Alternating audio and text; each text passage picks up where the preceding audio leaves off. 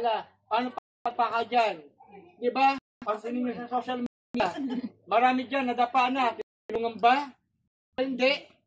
Kung kilala ka ng lahat ng kapatiran natin, nationwide, magpunta, nagkaroon ka ng idea, etc. Alam ka dyan.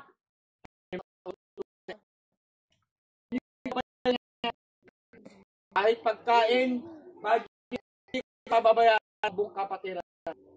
Ito ang kaganda sa kapatiran, marami kang kaagapin. Dati, agapin mo lang dito, kulang mo. Minsan, wala na pagkunan para suportahan. Minsan, mga kapatiran mo, may kanya-kanyang pamilya. Iba ang pahalang katirang guardian. Napakalayo. Sa totoo lamang. Pero lamang po, sabihin namin sa inyo, talagang kagastusan. Kasi ayaw namin magkami at ayaw namin manghikayat ng masapipis. Baka kasi doon ka lang ng inganyo. Wala sa ito muna. Kasali ako, pero gusto ko tutulong. Kasi ako. Paano kung nakahiga na? Paano mo tulong na? Yan, diba? Kung ikaw tumulong, sino makakita sa iyo? Diyos ang magbabalik sa iyo ng biyaya. Kaya mag-ibig ka na lang, bakit dati parang hikaw ako? Hindi naman ako ganun ka sa trabaho, hindi naman ganun kita. Pero wala. Lagi ako minahugot. Iba yung impact ng blessing na bumabalik.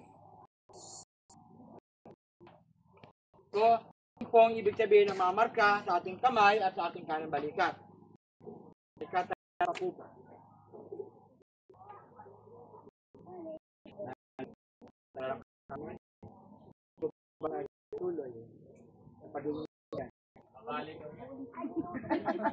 Babali agad? Ay, meron din sa hospital. Babali na agad eh.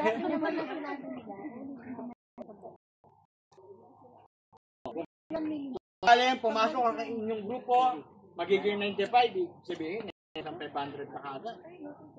Meron ba itong bumali? Wala. Andiyan yung mga branches, papauna ko na.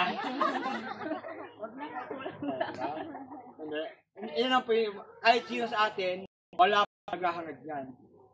Diyan din makakaalam kung kukunin ang ating katawan lupa, at Diyos lang din po makakaalam kung kailan tayo. Tama po. So, bakit ang magtatanong, balik ka na patuloy. Taas lang kamay.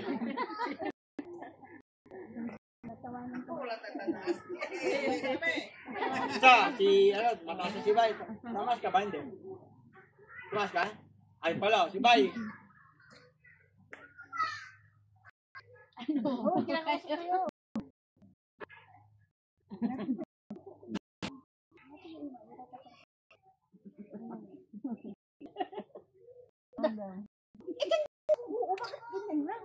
Dalawa.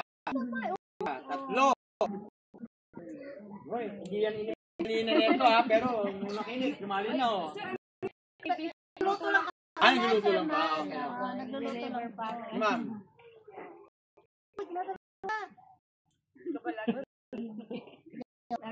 Okay na.